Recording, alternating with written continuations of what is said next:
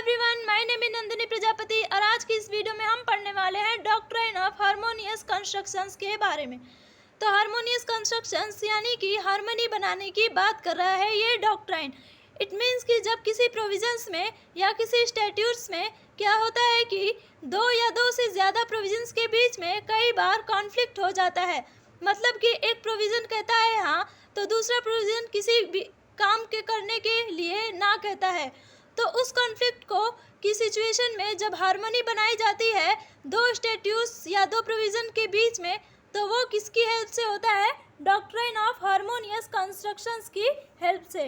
अब देखिए, कई बार ऐसा होता है कि लॉ में दो अलग अलग प्रोविजंस अलग अलग बात बोल रहे होते हैं और वो कॉन्ट्राडिक्टरी लग रही होती है। यानी कि लॉ के प्रोविजंस में कभी कभी ऐसा लगता है कि कॉन्ट्राडिक्शन है। ऐसे में समझ में नहीं आता कि कौन से वाले प्रोविज़न को इफ़ेक्ट दिया जाए, कौन से वाले प्रोविज़न्स की बात मानी जाए और कौन से प्रोविज़न वाले को निगलेक्ट कर दिया जाए, या फिर ऐसे लॉस का, ऐसे प्रोविज़न्स का इंटरप्रिटेशन कैसे किया जाए। तो कोर्ट वहाँ पे एक लॉजिक ध्यान में रखता है कि जितने भी लॉ मेकर्स हैं हमारे नेशन में या पास्ट में जितने भी थे, वो बहुत ही क्लियर माइंड से लॉ बनाते हैं।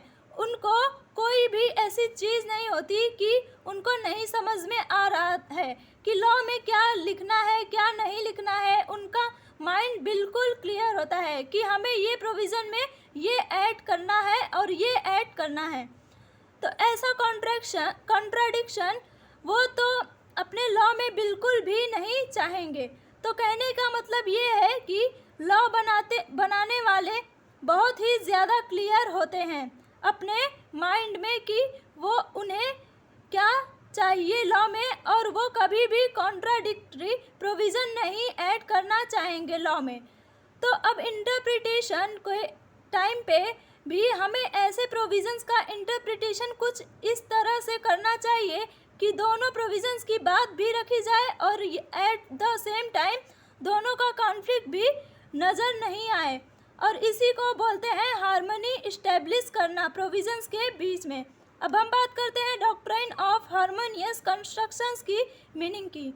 When there is a conflict between two और more statutes and if two और more than two provision of the same act are inconsistent with each other, then it must be interpreted in such a manner that effect should be given to both।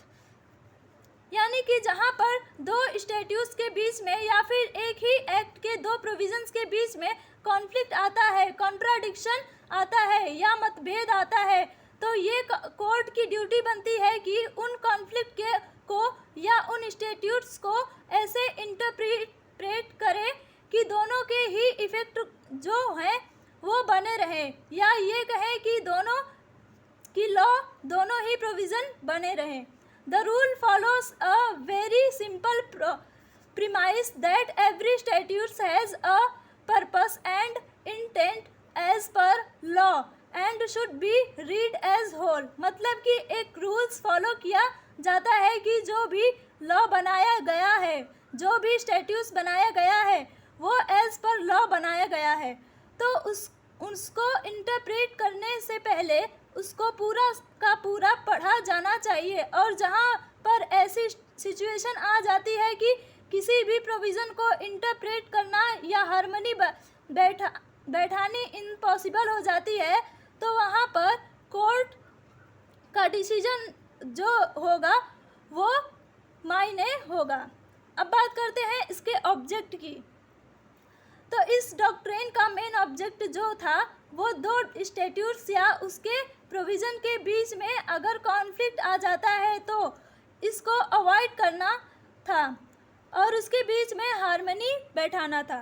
सो यह था हमारा आज का video doctrine of harmonious constructions. Thank you for watching my video.